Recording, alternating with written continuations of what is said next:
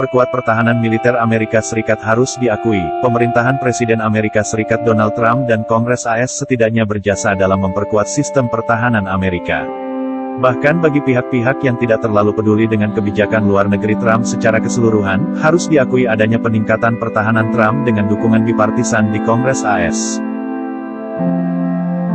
Untuk tahun anggaran 2021, Presiden Amerika Serikat Donald Trump baru saja mengajukan anggaran pertahanan nasional sebesar $6 miliar, lebih sedikit daripada yang disetujui DPR Demokrat dan Senat Republik baru-baru ini.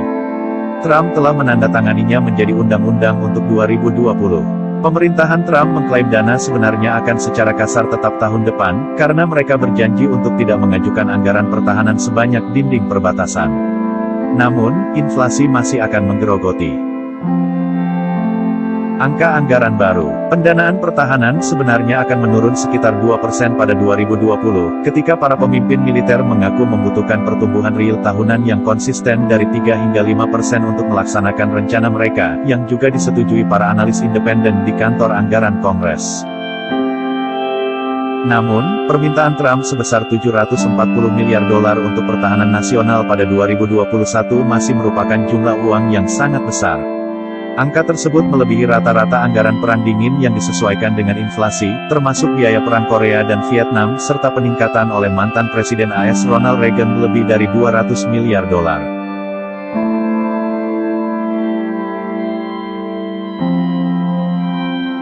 Angka itu mewakili hampir 40% dari total global. Jika termasuk sekutu-sekutu utama Amerika, Barat menyumbang setidaknya 2/3 dari pengeluaran militer dunia. Anggaran pertahanan AS adalah sekitar 3 kali lipat anggaran China dan 10 kali Rusia. Faktanya, China dapat memusatkan upaya militernya di Pasifik Barat, sedangkan Amerika Serikat memiliki tanggung jawab penting di Eropa dan Timur Tengah.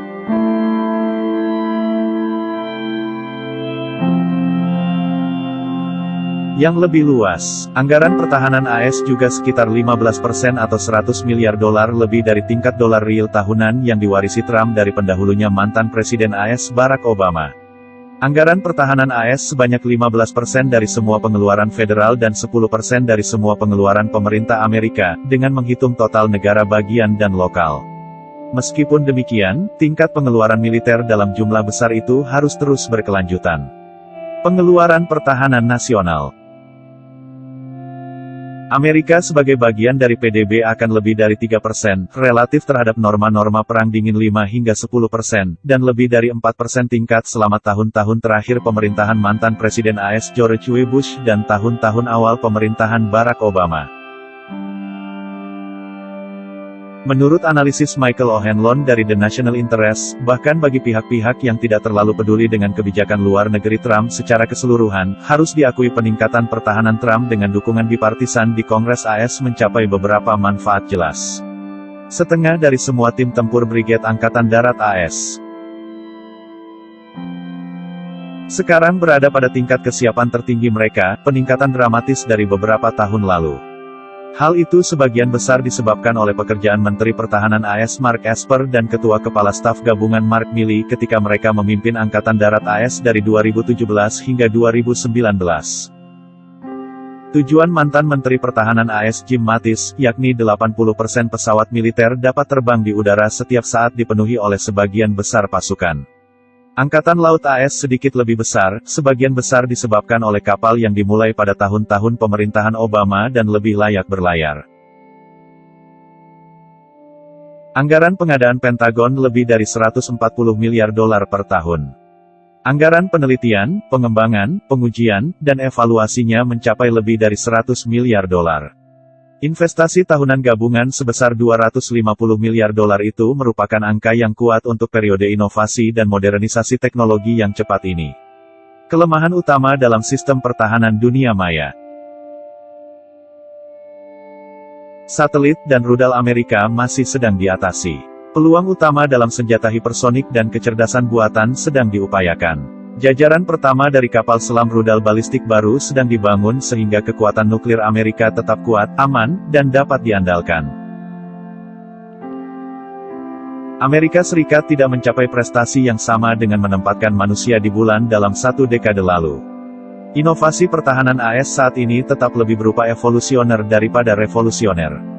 Hampir semua senjata yang dibeli Amerika berasal dari pemerintahan sebelumnya. Namun, garis tren pertahanan pemerintah AS sekarang jauh lebih sehat.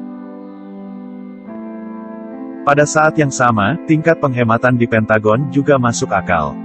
Pertama, hal ini akan memberi sinyal kepada para pemimpin Angkatan Udara dan Angkatan Laut AS, ambisi mereka untuk pertumbuhan 25% dalam struktur pasukan tempur tidak realistis. Kedua, hal ini akan mendorong beberapa derajat reformasi dan efisiensi di dalam Departemen Pertahanan AS.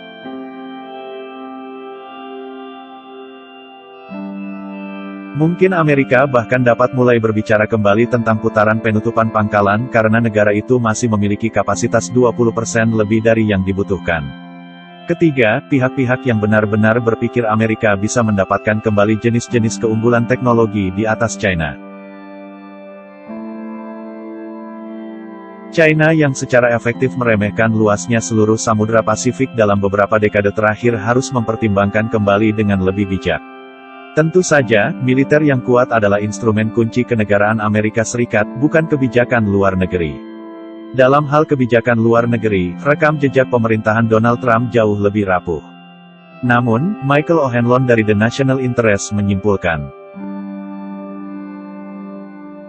Trump dan Kongres AS setidaknya berjasa dalam satu hal, kepemimpinan pertahanan AS saat ini berada di posisi yang cukup bagus. Ada beberapa masalah pertahanan yang perlu diperdebatkan dalam kampanye Pilpres AS 2020, seperti seberapa cepat memodernisasi triad nuklir penuh dan apakah akan membeli lebih banyak sistem serangan jarak jauh bahkan dengan mengorbankan lebih sedikit pesawat dan tank jarak pendek. Namun, kebijakan pertahanan keseluruhan pemerintahan Trump tampaknya menjadi topik langka dari konsensus bipartisan umum dalam debat politik Amerika saat ini.